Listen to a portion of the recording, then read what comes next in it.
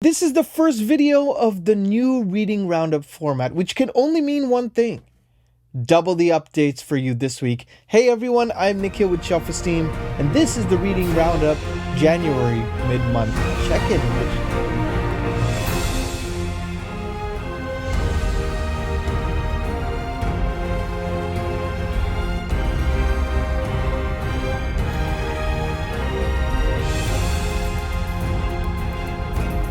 Hey everyone, welcome back to the channel. I'm Nikhil with Shelf-Esteem. I'm a composer, now also a booktuber. You can find my music and book adaptations like Amazon's The Wheel of Time series, HBO's His Dark Materials, the official companion album for Brent Week's Lightbringer series, and the Idan trilogy, main theme for Philip Chase's novels, amongst many others.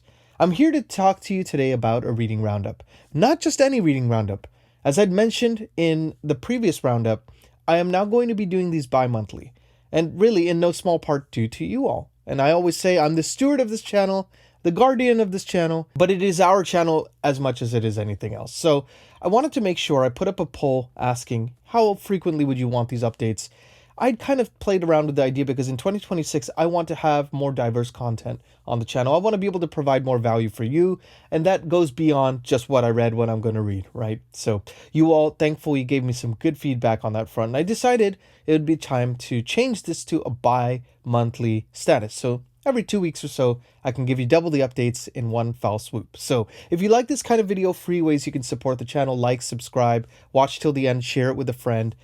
Check out the links below. Including the Discord, which is also linked below. Let's jump on into those books of what I read. And I read quite a bit, my friends, so let's dive in. The first one I want to talk about is a special mention because this book is book 2 of a series by a debut fantasy author, a friend of the channel, and also has a wonderful Booktube channel of his own. You know him as author Chance Dillon. Now, he is writing the Mercy series. He wrote Tears of the Fallen, that came out last year in 2025. Read it, really enjoyed it, but man, it was very complex because Chance Dillon swings for the fences. You know, it's got Elden Ring vibes, it's got Malazan Book of the Fallen vibes. He drops you in the world, makes you fend for yourself, but he leaves enough breadcrumbs, as I always like to say, to kind of help you find your way. I loved the characters, but man, I was definitely like, wow, this is a lot of information to take in. Information that was nicely dropped in, not like an info dump, but, you know, expressed through the characters, the themes, the world building as the novel progressed. I was curious how Ill is the Fate would fare in comparison to this first book. And he kindly sent me an arc of it, and I got a chance to plow through it in a matter of days. When I got going with this book, I swear it just would not let me go. And by the time I got to the 50% mark, I was just sitting there reading it any free moment that I had. I thought Alavis Lightseeker was my favorite character in the first book. Man, Eravane has now come up there and become one of my favorite characters. The arcs that these guys go through are beyond what I've seen in a lot of fantasy. In terms of both physically, emotionally, spiritually, their family dynamics are much more fully explored in this novel. So anything you liked about the first one, I think it's even better in this one. It goes into some dark places though, my friend. And it goes into some dark places though, my friend. So definitely prepare for that. It is definitely complex, but you're starting to find a little bit more about the mystery of the tears and, the magic system and everything like that. You're kind of getting a little bit more acquainted with the world. So I can't say enough positive things about this one. This was like a 4.5 stars out of 5 for me. So I'm very excited to see what Chance does next. This was wonderful. Chance, thank you so much for sending it to me. I'm leaving the pre-order link below as well in case you want to check it out. The next book I got a chance to read, this one was much shorter, a little less complex as well. This one I'm very excited to be reading alongside my other Booktube brethren, Books with Benghis Khan, Philip Chase, Dr. Fantasy himself, and a new friend, Andy Smith. Now, we're all reading The Last King of Austin, Ard series by Tad Williams. Philip Chase and I, along with a bunch of other booktubers, read the Memory, Sorrow, and Thorn series, the kind of prototypical fantasy series that was written in the 80s and 90s, and was influential for George R. R. Martin's Game of Thrones and many other authors. And, I was curious to see what the sequel would be like. Philip asked, hey, should we read this together? So I was very honored that he asked. And then Ben from Books with Genghis Khan, Andy Smith, joined the fray. And lo and behold, we had a group of 4 reading The Heart of What Was Lost, which is the bridge novella that bridges The Memory, Sorrow, and Thorn and The Last King of Osternaard. We decided to start with that because it takes place kind of directly after the events of To Green Angel Tower, which is the final book in Memory, Sorrow, and Thorn. So I was very curious to see, like, we know where Simon and Miriamo end up, like how their fates are determined. We know how, what happens with the Storm King, all the stuff. Like, we know kind of how those things come to pass.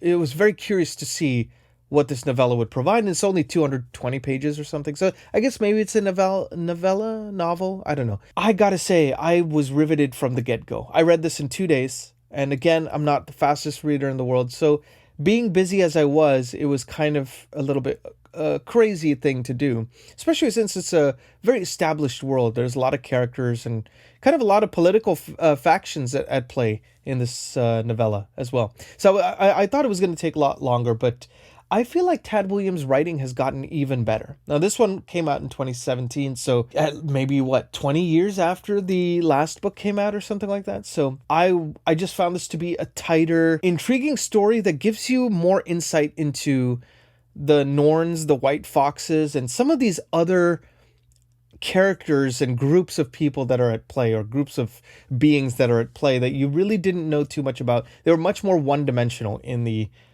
first series. So you really get a chance to see things from their point of view, which I think is so cool, It's like, could you imagine, I don't want to say anything that will spoil, but let's just say, could you imagine like opposing armies and you see an enemy army and kind of what did they do later on, how if you were in the ranks of that army, what would that be like? So I thought that was really interesting. I love The Heart of What Was Lost, both the metaphor and the physical aspect of it. I'm just going to leave it there, but I just had a great time, and I'm going to be doing a discussion with those fine gentlemen pretty soon. So we'll keep you posted as soon as that date is finalized, but great read all around. And then, of course, I would be remiss if I didn't mention what else I've been reading. Oh, man. Okay. House of Chains, Book 4, Malazan Book of the Fallen. Now, this is a naked hardcover provided by Broken Binding, of course. Beautiful, beautiful. I gotta say, I'd heard mixed things about this one. A lot of people have said they didn't like it. And it was interesting because a lot of people said some of their favorite, one of their favorite characters or most intriguing characters was Karsa Orlong, who makes his debut in this novel. So I always thought that was an interesting to reconcile. Why did people dislike it so much? And a lot of people said it was slow and a little anticlimactic and stuff. Well, I think it's a little early for me to say, but I'm about 300 pages in, if you can see that. It's not that big a dent, but right now, this is singularly my favorite Malazan book of the 10 big books. And I find myself thinking about it when I'm not reading it. I find myself obsessed with Karsa's story. I can already see specific aspects of the character who's pretty detestable, especially at the start of this book. You could kind of see the arc starting to form of where this character is going to go. I'm so curious where he ends up. I just finished book 1. This Malazan books are divided into books, sub kind of sections. So I finished the first section, and I am absolutely riveted by this. And okay, I have to say, I feel like this is the first time in any Malazan book I literally feel like I understand everything. Any connection between some of the other books, like there's one character in here. I'm not going to say anything to spoil, but I'll say one character in here suddenly offhand mentions a relative. And you're like, oh, I ran into that relative in the first book, So you're starting to see the convergence that I keep hearing so much about in terms of these little light touch points. And I'm therefore, I feel like I'm understanding it. And it's weird to read a Malazan book and go, nah, no questions. I'm sure the rest of the book will melt my face off, but at least now, so far, so good. So knock on wood. Or wood derivative maybe. This has been wonderful so far. So let's talk a little bit about what I'm going to read. So I definitely want to finish House of Chains. That is first priority because I've been putting it off, and I shall put it off no longer. The other book I want to read And I got to finish it actually this week because we have a discussion coming up. More on that later. I'm almost done. I'm about 70% of the way through The Last of the Atlanteans, Book 2 of the Drowned Kingdom Saga by P.L. Stewart. One of the nicest people on Booktube, and probably just in general. He's just such a supportive, wonderful member of the community. And if you haven't checked out his books, I'm leaving the link in the description as well. I think there's certain info dump things that are still kind of keeping me from really getting into the characters the way I want to. But you're already seeing Othrune's arc start to kind of form as well. He has a few relationships with some of the other characters that are like very politically motivated, I guess you could say. There's a lot of kind of almost like shifting identities also in this book. So yeah, I'm going to save even the broad points for that discussion I'm going to be having with my Booktube brethren. So keep an eye out for that. We'll have a link for you as well at some point. Then there's two other books that I want to talk about that I need to start. The first one, I have finally decided which one it's going to be. In my last reading roundup, I was trying to pick. It was like a wild card pick. And I finally decided I'm going to read book 1 of the Harry Bosch novels by Michael Connelly, one of the greatest crime fiction authors from what I've heard. This is called The Black Echo. I know nothing about Harry Bosch except he is a police detective, I believe.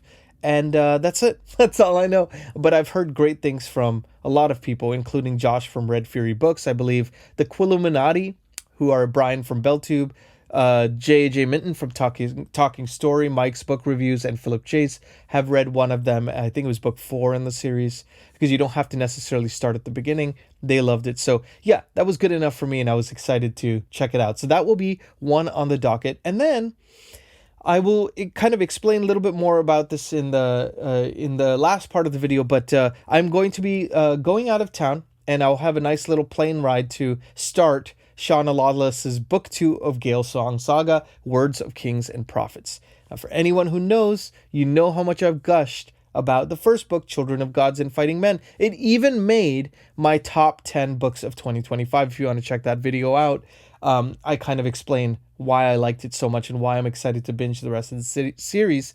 So just a matter of hours, not a matter of love for what she's doing there. So I'm going to be checking that out as well.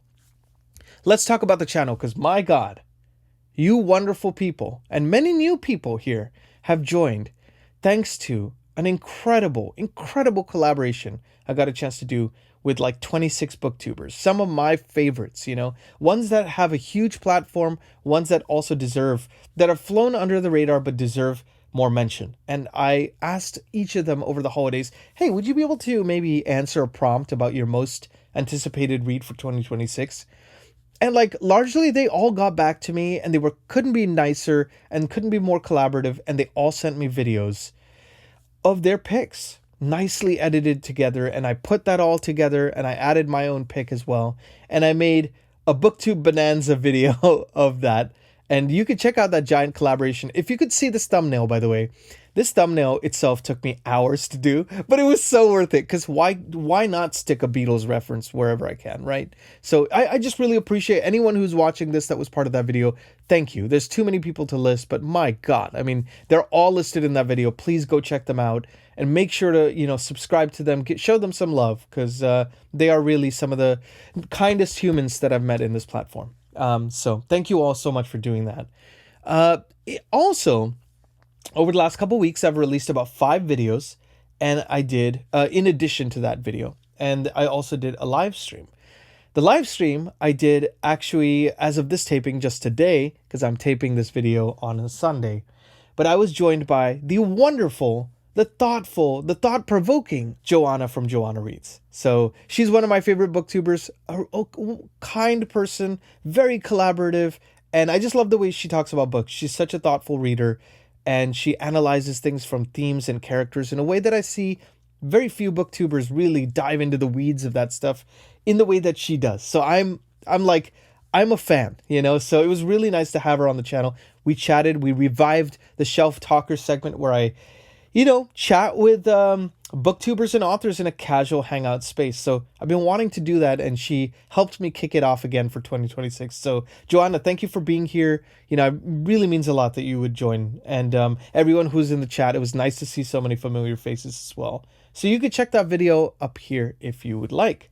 So as far as what the video schedule is going to be like going forward through the end of the month, I will mention for this week, I have a couple video ideas I'm playing around with. One, I'm trying to see how to title this. It's basically like fantasy books I respect but didn't really care for, if that makes sense. Ones that people would consider unequivocally great, but I just could not connect to. Or maybe a better spin on that same idea is like fantasy books that taught me what I like and don't like, and kind of giving them as examples. And maybe that's the one I'll go to. I don't know. So how it kind of taught me about my own reading preferences, I think it's sometimes nice because when you read stuff you like and when you read stuff that you don't like, you learn a lot about yourself in the process. So kind of document that here. The other video I wanted to release is also, this was actually inspired by the conversation I had with Joanna from Joanna Reads when we were talking about our reading preferences and how they have evolved over time. And I thought it would be kind of interesting to have a discussion essay video talking about how my reading preferences evolved over time. I'm going to try to get that out this week too, but if not, then next week for sure. And yeah, this new format is allowing me to have a little bit more time to play with the form of these videos and try to create some more thoughtful discussions, hopefully. So that's kind of the idea of this whole thing. As I mentioned, I'm going to be going on a trip out of town. So I will be going to the UK with Linda to see my aunt and my grandma. I'm very excited to see them. My parents will be there as well. We'll be there for 8 days. So it gives me some time to read on the plane, in the hotel, and so on and so forth. But in the meantime, let's talk a little bit about also some of the music front stuff. So as I mentioned, I've been working on a docuseries as the lead composer, the sole composer on it. And, themes have been going great. I handed in my first cue, seemed to like it went over well, working on the next cue now. I'm done with the game prototype stuff that I up at least for now, but I might pick up again in February. So that is happening based on some fantasy related IP. Can't mention anything else right now. Yeah, the year's starting off well. There's a book related project I'm going to be working on shortly as well. So I'm very excited about that, but keeping it under wraps for now. So lots happening here. Trying to stay organized, trying to protect my energy as much as possible and not burn out too early in the year, because I find that sometimes January 1st hits and you just go, I want to do all the things. By March you're like tired, I don't want to do that. So I'm always trying to find ways to kind of just enjoy, take a moment, take a deep breath, and just do things a bit more intentionally. So how is your year starting off? You let me know in the comments, because I always love hearing from you. I do. I read every comment. I answer every comment. Feel free to join the Discord if you'd like to have more in-depth conversations with fellow book addicts like myself. I really appreciate you being here, you guys. I mean, this channel and just kind of deciding to do a Booktube channel has far exceeded my expectations on, community and the joy of reading and how it's filtered into the rest of my life. And for that, I can't be more grateful. And I hope I can provide even a modicum of that value back to you. So thank you for being here. Please like and subscribe if you haven't already. I'm Nikhil with Shelf-Esteem. Be good to yourselves. Be good to each other. And as always, I will see you on the next video. Take care.